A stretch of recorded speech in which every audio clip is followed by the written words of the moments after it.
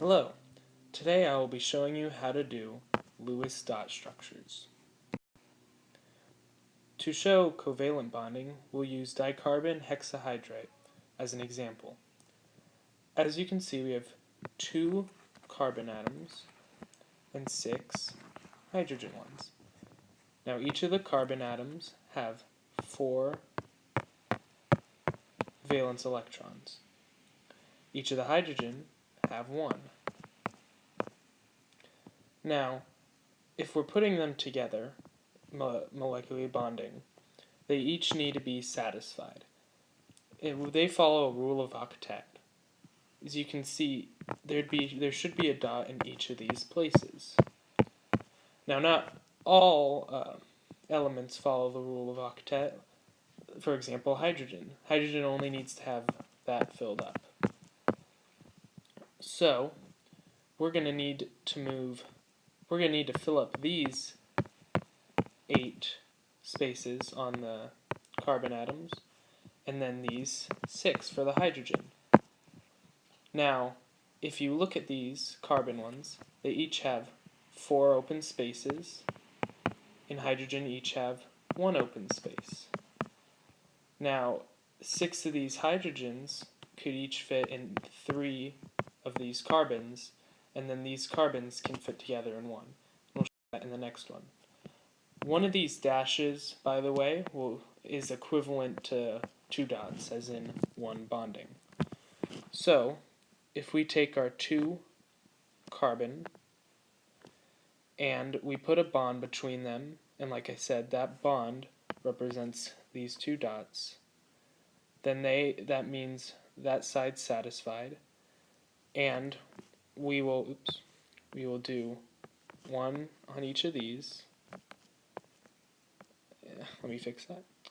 And then we will make it with hydrogen. Let me switch colors.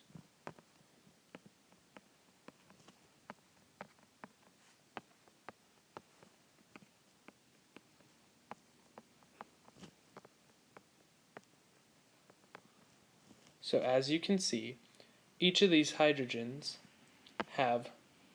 are satisfied with their 1 dot that they get from carbon and their 1 dot, so they're satisfied on each of these places.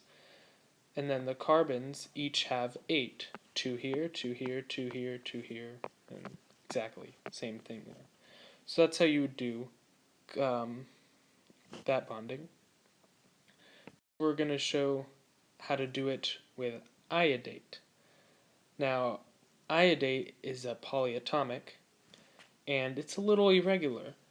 As you can see, iodine itself has 7 valence electrons because it is a halogen, and each of these oxygens have 6.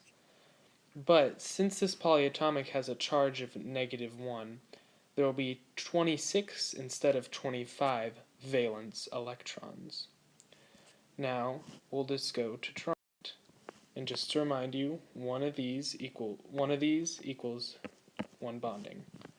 So, if we draw iodine in the middle, we're going to need to pair it with 3 oxygens. Now, oxygen will have a bonding like this.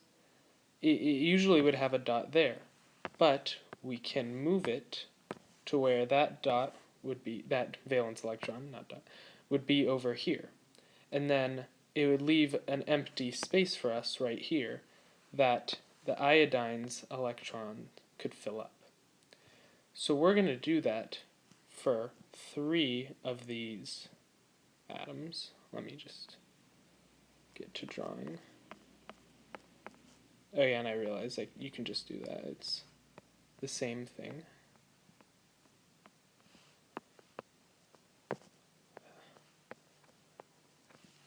Now, everything is satisfied except this iodine. This iodine still needs 2 here. Now, usually it would have 1 dot, but like I said, this polyatomic has a charge of -1, so it gets an extra valence electron, and therefore it's satisfied. So as you can see, each of these oxygen atoms are satisfied with 2 there, 2 there, 2 there, and 2 there. 8. Same for over here, same for over here, and iodine itself has 8 altogether. Thank you for watching.